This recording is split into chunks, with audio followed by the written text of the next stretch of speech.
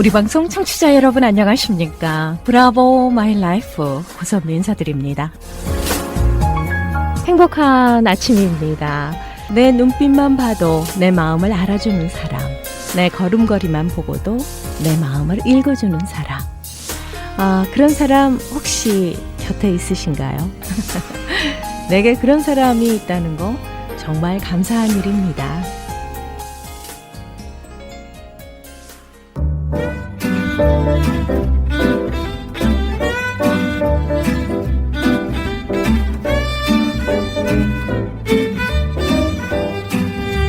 브라보 마이 라이프 함께하고 계십니다. 이 시간은 서울 메디컬 그룹 단독 제공입니다.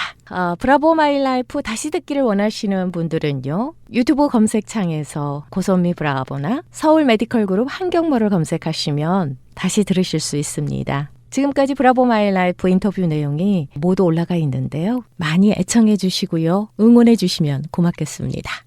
자, 서울 메디컬 그룹의 재정이사이자 내과 전문의십니다. 한경모 박사님 인사드리겠습니다. 안녕하세요. 네, 안녕하세요. 다시 뵙습니다. 네, 반갑습니다.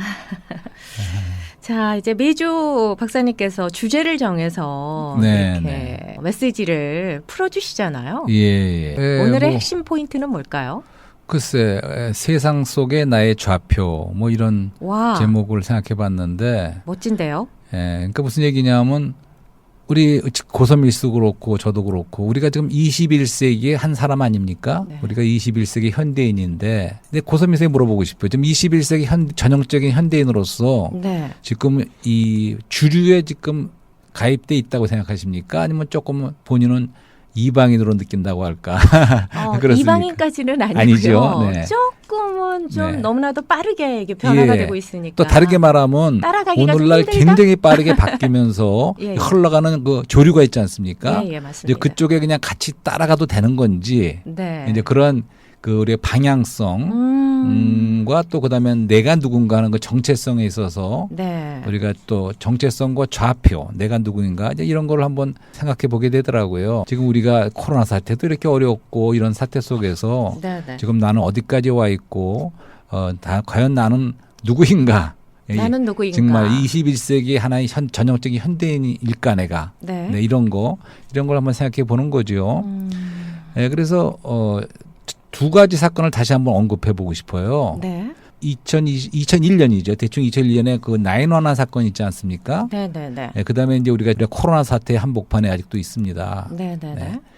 그래서 두 사건을 언급하면서 공통점이 많아요. 이 두 사건이. 이것이 하나의 그 어떠한 역사의 흐름 가운데 분수령이 됐다고 보고 싶어요.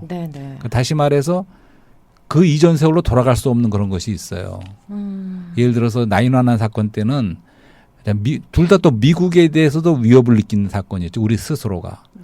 그러니까 그 전까지만 하면 테러라 그러면 유럽이라든가 다른 나라에서는 일어나지만 미국에서 그런 테러가 없었거든요. 그렇죠. 외국으로부터 테러 공격이. 근데 처음으로 깜짝 놀라게 그런 911 사건이 났을 적에 우리가 참 놀라고 많이들 위협을 느꼈죠. 맞습니다. 그러고 나니까 이제 세큐리티 책이 되게 타이트해져 갖고 저 같은 경우는 여행을 자주 하니까 TSA라고 그 프리체크하는 걸 받는 게 있어요. 그런 걸 받도록 하고 그다음에 그것도 모자라서 이제 클리어라는 게 또 있습니다. 클리어. 그런 걸 다 해놓으면 비교적 그렇게 빨리 이렇게 패스가 되죠. 오래 줄 서지 않고 바로 들어가서 체크를 받을 수 있게끔. 그렇게 안 하면 뭐 자주여행 다니는 사람들은 불가능하죠. 그렇죠. 한없이 기다리는 시간이 너무나도 길어서 좀 힘들어지죠. 그러니까 그 전에는 없었던 일인데 다시는 돌아갈 수 없는. 그러고 나서 테러와의 전쟁 후에 뭐 아직까지는 다시 미국이 테러 공격을 받은 건 다행히 없지만 계속해서 이렇게 같은 세월로 돌아갈 수 없는 그런 큰 사건이었죠. 그리고 또 한 가지 의미는 자명종의 의미도 있다고 봐요. 자명종이요? 자명종이요. 그러니까 아침에 자다가 따라락 깨지 않습니까? 그럼 깜짝 놀라 깨어난 거죠. 알람 해놓고 그러니까 미국에서 되죠. 우리가 이렇게 있을 적에 그런 뭔가 잘못하고 있는 건 없는가 돌아보게 되고 어떤 자명종의 역할도 했다고 봐요. 예, 비슷한 것이 코로나도 세계에서 가장 강대한 그런 나라인 미국에까지 큰 위협이 점점 되고 있지 않습니까? 코로나 이전에 그런 시대로 뭔가 다르게 앞으로는 살아갈 수밖에 없는 네. 그러한 또 하나의 분수령이 된 그런 사건이었죠. 그렇죠. 자유로운 일상에 브레이크가 걸린 거잖아요. 그렇습니다. 코로나19 때문에. 자꾸자꾸만 변종이 생기면서 예. 계속해서 이 백신을 맞아야 된다. 부스터샷을 맞아야 된다. 뭐 이런 얘기들이 대두가 되고 있는데 끝난 게 아니더라고 보니까. 그러게요. 참 9/11 사건 났을 적에 저희 딸아이는 그 당시에 뉴욕에서 대학을 다니고 있었어요. 네네.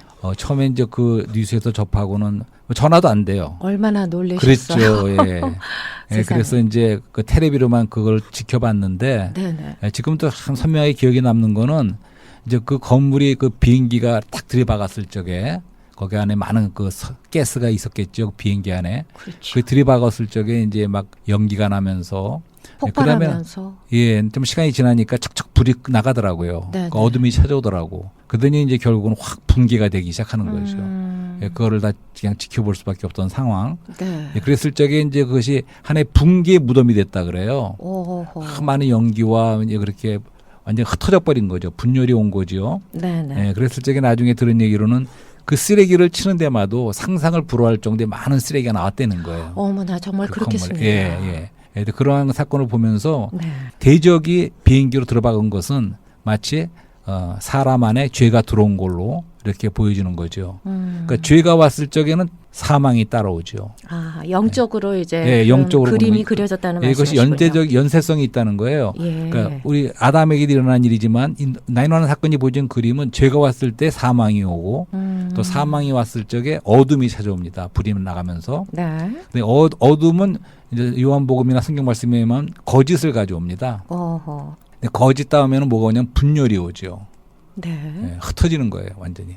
붕괴의 무덤이가 돼버리는 거죠. 이것이 마치 하나의 그 영적인 그림을 보여주는 것 같은 느낌을 받았어요. 이제 그래서 여기서 미리 이제 말씀을 드리면 이제 거기에 대해서 이제 하나님의 해결책이 있는 거죠. 죄의 반대말은 의 아닙니까? 그렇죠. 그다음에 사망의 반대말은 생명이죠. 어둠의 반대말은 빛입니다. 거짓의 반대말은 뭐겠어요? 진리겠죠. 근데 분열에 이렇게 무너지는 분열의 반대, 흩어지는 반대말은 우리가 하나됨, 통일이라고 말할 수가 있어요. 이것이 다 그리스도를 말하는 거죠.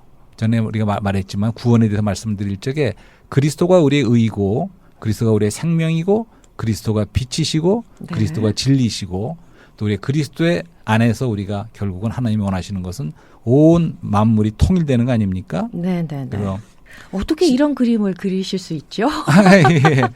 그래서 지난주에 그 에베소 1장 10절을 하나님의 경륜에 대해 말씀하실 때 이런 말씀을 드렸었어요. 이 경륜은 만물, 곧 하늘에 있는 것들이나 땅에 있는 것들이 다 그리스도 안에서 머리이신 그리스도 아래 통일되도록 하는 것입니다. 여기 분명히 그리스도 아래 모든 것이 통일된다는 거죠. 이것이 하나님의 때가 찬 경륜 때 이루어지는 거죠. 에베소 1장 10절에 나온 말씀입니다. 이렇게 볼 적에 이제 우리가 또 코로나 사태도 더 얘기해 볼 수가 있겠죠. 코로나 사태는 우리가 한 가지 시기적으로 생각해 보는 것은 그동안 여러 번 말씀드렸는데 지난 30년 동안에 세계화라는 것이 있어 왔다는 걸 알고 계시죠? 세계화.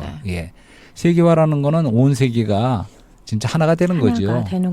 그래서 서로가 교류도 많아지고 이제 전 세계가 하나의 영향권 안에 근데 어떻게 보면 저는 그것이 하나의 팩스 아메리카나 미국 주도의 그러니까 미국적인 가치와 모든 것이 전 세계로 이렇게 퍼져나가는 여러 서로 교류가 있는 그런 거라고 생각했어요. 그러니까 미국적인 것에는 우리가 그동안 말했듯이 헬라적인 철학도 있고 로마적인 정치와 법도 있고 그다음 문명도 있는 거죠. 그다음에 히브리적인 그러한 정신 세계와 종교도 있는 거죠. 그런 것이 전 세계로 이제 퍼져나간 거죠. 코로나 사태가 났을 적에 처음에 우리 마스크를 못 구해서 많이 어려웠죠. 그렇죠. 그러니까 의뢰 그 아웃소싱이라 그러는데, 그러니까 이제 미국에서 다 만드는 게 아니고 주로 이제 만드는 거는 중국이나 다른 나라에서 만들어서 이제 그걸 싸게 또 여기 사니까 사실 그동안 소비자로서 미국에서는 많은 이익을 봤죠. 소비자들이. 좋은 점도 있었어요. 그런데 막상 이런 일이 생기고 무역이 중단되니까 당장 마스크 하나 만들 수가 없는 거예요. 그렇죠. 잘 아시죠? 중국에서 갖고 해야 되는데 그래서 이제 어떤 면에서는 그 중국과의 그 갈등을 통해서 네. 앞으로도 좀 이렇게 세계화 추세를 좀 이렇게 좀 정지시키려는 그런 움직임도 있는 것 같아요. 네. 근데 제가 여기서 한 가지 말씀드리고 싶은 거는 그건 제 의견이나 느낌이지만 이런 세계화의 움직임을 돌이킬 수 없다고 봐요. 결국은 그렇겠죠. 네, 전 세계가 이렇게 하나로 네. 돼가는 이것을 돌이킬 수 없고 아까 말한 그 911도 돌이킬 수 없듯이 이 코로나 사태가 갖고 온 그 코로나 사태 속에서 이 세계화가 더 촉진됐죠. 네. 그러니까 그다음에 우리가 세계화 다음에 말할 우리가 4차 산업혁명, 그러니까 디지털 세계죠. 그냥 네네. 디지털 세계라고 불러보자고요. 그렇죠. 지금 이게 그쪽으로 막 들어가고 있는데 이 세계화를 거쳐서 이제 디지털 세계로 되는 이러한 움직임도 우리가 돌이킬 수 없다고 봐요. 그렇죠. 네. 뭐, 이 4차 산업혁명 시대에 우리가 살고 있지 않습니까? 예, 맞습니다. 모든 게 이제 디지털화가 되어가고 있고, 과학과 테크놀로지가 이제 그쪽으로 지금 계속 가고 있는데요. 네. 또 로봇 시대가 된다, 뭐 이런 말도 예. 있고, 그렇습니다. 예. 그러면서 또 코로나 때문에 이런 그 세계화, 그다음에 이제 디지털화가 더 촉진됐죠. 네. 예, 그래서 사실은 처음에 코로나 사태가 시작됐을 때 줌이 뭐라는 것도 몰랐어요. 그런 말 들어보지도 못했습니다. 줌. 네, 줌으로 이렇게 보니까 주위의 동료 의사들도 네. 못 들으더라고요. 모르더라고요. 코로나 때문에 나만 모르는 게 나는 네. 컴맹이니까 모를 수 있다 그래도. 예, 근데 예. 지금은 뭐 저희가 교회 집회라든가 많은 회의를 다 줌으로 하고 있거든요. 맞습니다. 네, 그렇게 뭐 강제적으로라도 그렇게 그런 거에 적응할 수밖에 없는 변화가 있어 왔습니다.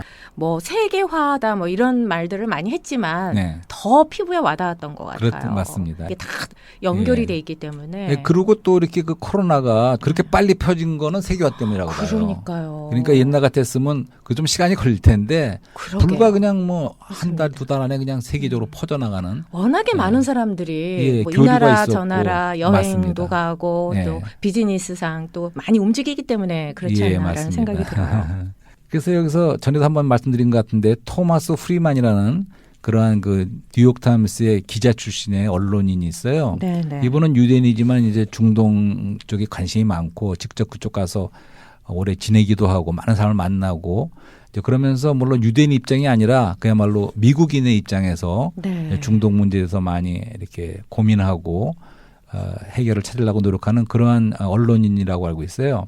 근데 20여 년 전에 이제 이분이 쓴 책방에서 우연히 아니 신문에 그런 보도가 됐을 거예요. 이런 책을 소개한다 그래서 보니까 첫 번째 접했던 책이 올리브 앤 렉서스예요, 사실은. 네. 예. 근데 그다음에 두 번째로 이분이 이제 World is flat, 세상은 평평하다. 이 세계화에 대한 책을 써서 저 읽어본 적이 있는데. 아하. 근데 첫 번째 쓴 올리브 앤 렉서스가 무슨 뜻일까요? 무슨 뜻이에요? 올리브는 사실은 이스라엘 대표를 대표하는 나무죠. 네. 올리브 추리. 네. 그다음에 렉서스는 이제 일본에서 그 당시에 만들어서 차? 고급 차로서. 네, 렉서스. 네. 이건 물질 문명을 대표한다고 볼 수가 있죠. 그렇군요. 네. 그런 아주 흥미있는 책을 본 적이 있습니다. 네, 네. 근데 그때 이제 막 세계화가 시작될 때쯤인데 네, 지금에 와서는 뭐 이제는 뭐 세계화가 완전히 됐다고도 볼 수가 있죠. 네.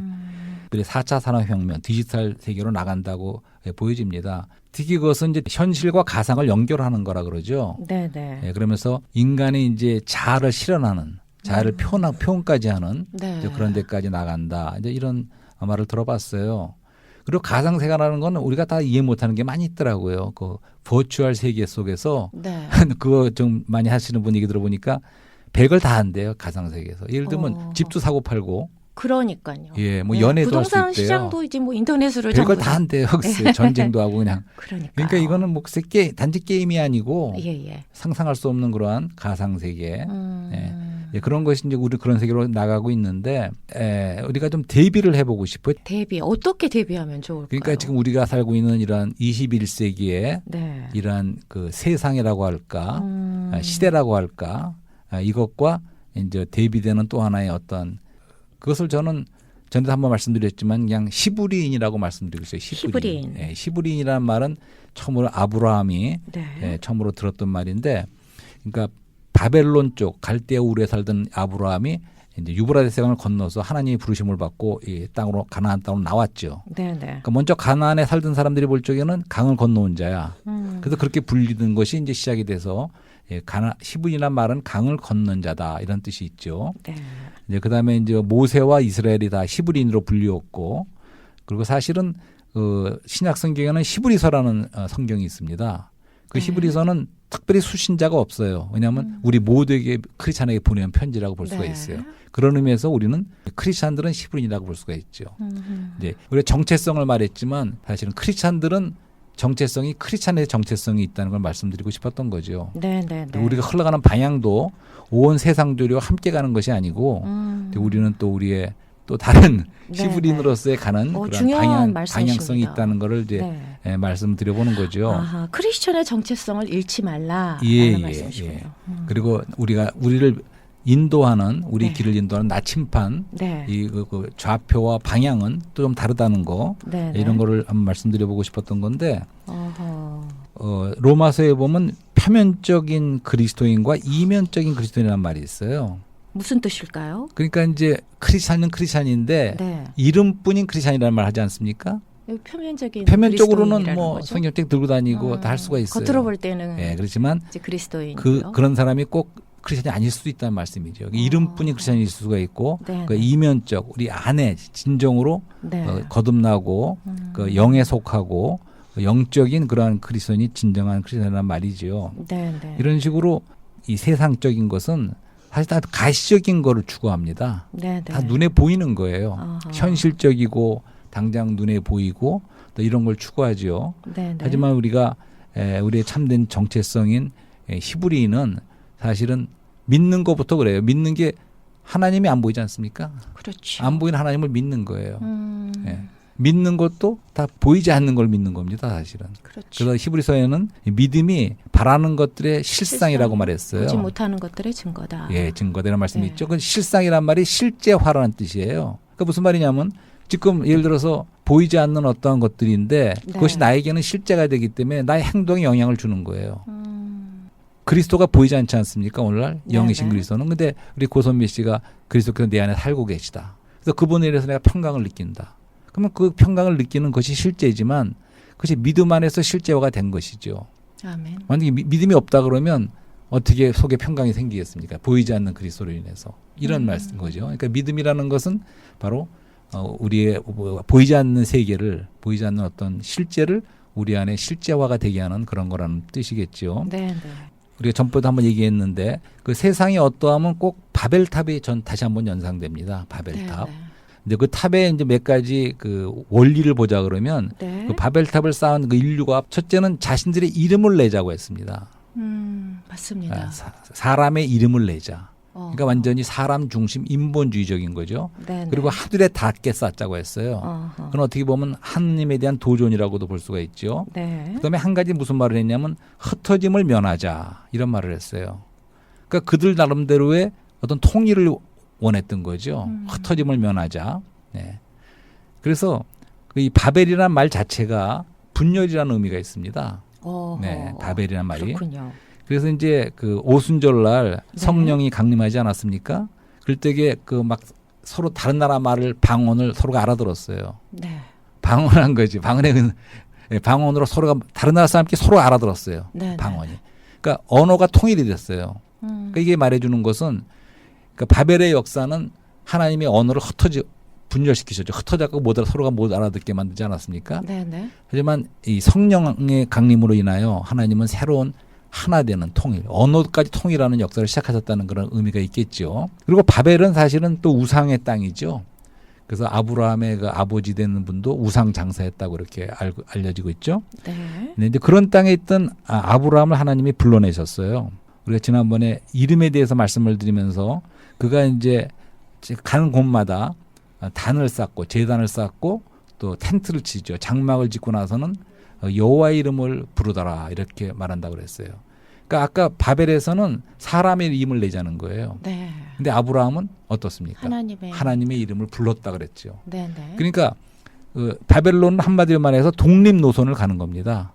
인간이 하나님을 떠나서 계속 독립 노선을 가는 것이고 거기서 부름받아 나온 첫 번째 크리스찬이죠. 아브라함. 그렇죠. 크리스찬은 그분의 이름을 위하고 그분을 높이고 또 그분을 의지하는 그러니까 하나님을 믿고 따르는 독립 노선이 아니고 이제 그런 믿음을 시작했다는 거죠.